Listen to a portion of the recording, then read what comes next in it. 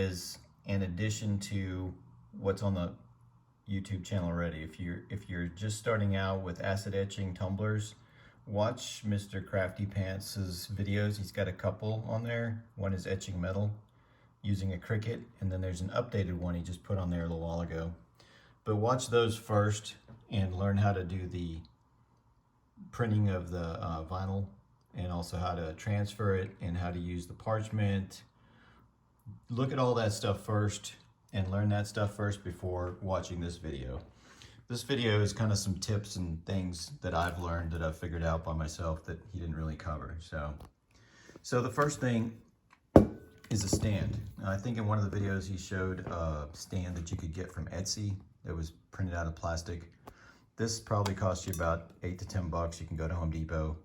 Some PVC. You need 8 of these little elbows, 2 of these X connectors, and some regular 1/2 inch PVC pipe. And then this was just a little bit of PVC insulation that sticks on. It's got an adhesive. You just peel it off and stick it on there. And so this is nice. It's relatively small, but it's very steady. So when you got a tumbler, you can throw it on there and you can just about put any size tumbler on top of this thing, and it's nice and keeps your stuff from moving around, and it doesn't scratch it because it's got good cushiony surface on it. So that's the first thing. Second thing that I've found super helpful is a heat gun. So when you start putting your vinyl transfers onto your cup, I always end up with, especially on these larger logos and circles, I always end up with bumps. And here's an example of one right here. See that little crease? That was actually a big bump. And when you heat it with the heat gun, it heats it up and the vinyl will actually melt, and you can actually push your finger down on it and squish that bump out of it. So very helpful. It's almost impossible to get this stuff to lay down perfectly straight. Another little trick I learned from screwing around, because this is, I think, the 4th time that I put this logo on this cup and got it right without having to tear it off and reprint another decal, is that you start from the bottom, especially on the ones that get wider, like this Yeti cup. It actually is skinnier at the bottom and wider at the top. So start at the bottom and work your way out to the wider section. It seems to work better.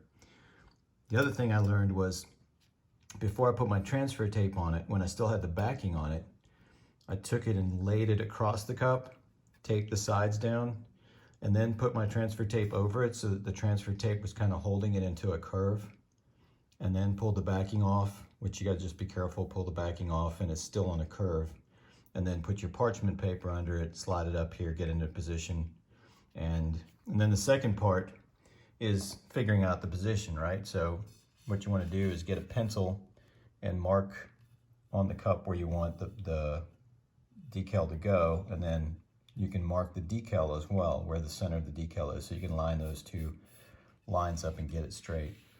Problem with this vinyl, it is the best vinyl, by the way, but the problem with this vinyl is that you can't see through it, obviously, since it's gray. So you have to have some way to mark it, to line it up and get it exactly where you want it on the cup. So you don't want to be trying to figure that out with the back off and it's all sticky and now you're trying to move it around. So you want to center it, get a nice line through the middle, through the side, mark your cup where you want it, and then you can position it and get it lined up. So a couple of things on that. One, you don't want the pencil marks, or if you're using a Sharpie will wash off with acetone as well, but you don't want any of that stuff to be on the part of the cup that you're going to etch with acid. So if you have Sharpie or a pencil or something that's actually on the cup that's going to be etched with acid, it starts to do weird things. Like on this one right here, I actually had some trying to line it up, and you can see there's a couple of marks right there where the acid actually etches anything that comes into contact with a little differently than the actual cup. So be careful of that. You can have the markings on the part that's going to stay shiny, because you can just remove that later, but you don't want it on any of the parts that are going to be eaten. Like this part, I'd want to either remove that with eraser or hit it with a little bit of acetone. So pencil marks, and then heat gun. That's number 2. So the third part is just the vinyl itself. Mr. Crafty Pants talking about this stuff. It's StarCraft vinyl, and he's got the link on his sites for where to get it.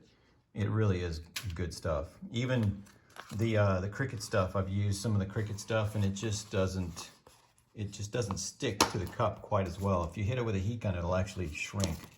And then this is the StarCraft transparent. It works pretty well, but it doesn't have the same properties as this gray stuff. For some reason, this gray stuff just works really well. So I highly recommend using that. It's very, very handy. And so once you've got all this down, what you want to do is go back. Obviously, you want to fill in all the sections with the vinyl that you don't want to have eaten by the acid. And then you hit it with the heat gun, and what that does is it seals it. You can actually push it down with your finger. You can almost melt one piece of vinyl to the other, so it forms a really good seal.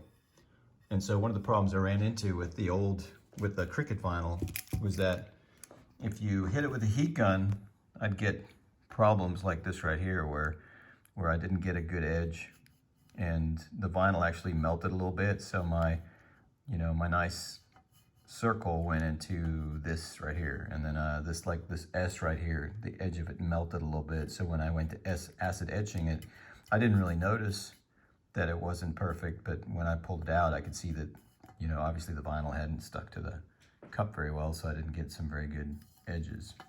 And also, when you go to sealing I just didn't do a very good job, and that's acid got behind it. So that's part of the deal. You just kind of learn as you go. So use the vinyl, it's good stuff.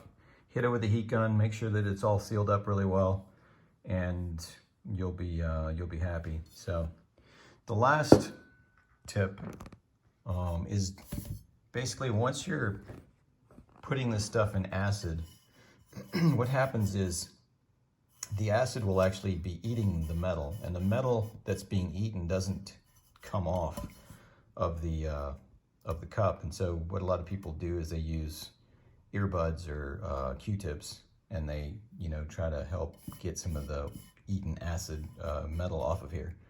And so when you're dealing with just logos and stuff, it's not that big of a deal. But when you're dealing with all these little tiny edges that could get caught up with the cotton that's on the cotton swab, and the cotton swab will start to fray and come apart, and then you'll start to kind of get it caught on the vinyl, and you don't want that. So what I found that works really well is an old toothbrush, just a soft bristle toothbrush. And what you do is once you take it out of the acid, it's been sitting in there for a little while, take the